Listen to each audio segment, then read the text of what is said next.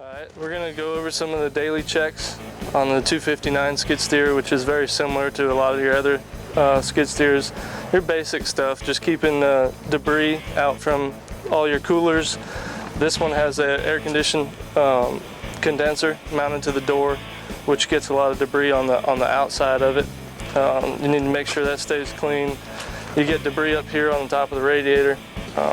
This rubber boot here, and you lift this, you clean all your debris out from in here. While you're in here, there's a sight glass up here. You want to check your coolant level. That'll be a daily thing. Make sure you have full coolant. And then this is also your overflow tank, which also needs to have in between the lines of full at cold and full at hot. Somewhere in between there is fine. And then of course your oil dipstick. Check and make sure your oil level is correct every day. And your oil, to fill it, you have your fill cap right here. We have a fuel filter here, which on this one has a clear outside case. You can look and see. At the bottom you should have water. Well, it'll collect water. And to drain that, there's a drain valve right here. You loosen the drain valve and water, you just drain the water out. And once you start getting fuel out, it's fine. You close that off. That's a daily thing. Diesel fuel has a tendency to get water in it. So that's something we need to do every day, and make sure the filter looks pretty clean. It should get changed every 250 hours along with your oil, your engine oil and engine oil filter. You want to make sure your diesel fuel cap is on and secure.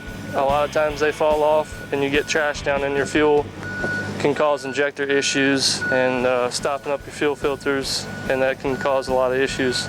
So you always want to make sure that it's on and on tight, and it has a lock. Just make sure the top of your batteries are stay clean. The tops of dirty batteries can actually drain the battery voltage out, so you want to keep them clean. And just look for major leaks, oil anywhere, and that should be your daily checks back here. New to these machines, your hydraulic oil tank is down lower than the previous position, which was up here. So this is not your diesel fuel cap, this is not your fuel tank, this is your hydraulic oil tank right here. And this is good to keep it locked. That way you have your operators that don't try to put diesel fuel in this, because they're used to the diesel fuel cap being here. The hydraulic oil level sight gauge is right above it, and it has a red indication for being low, green means good, and then red being too high. So it has 3 levels there. That's a daily check, and make sure you have the right amount of hydraulic oil level in it every day. Alright, up here, one of the major things we have issues with is these couplers.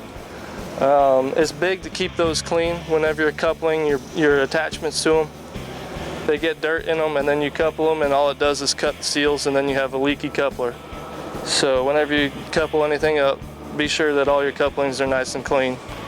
That's a major issue that we have with them, and it can be just by keeping stuff clean and fix that. All your hoses that come off from here should run through this loop right here to keep your hoses from getting back into your track. So they come out of here, and you route them through this holder there, and then to your attachment.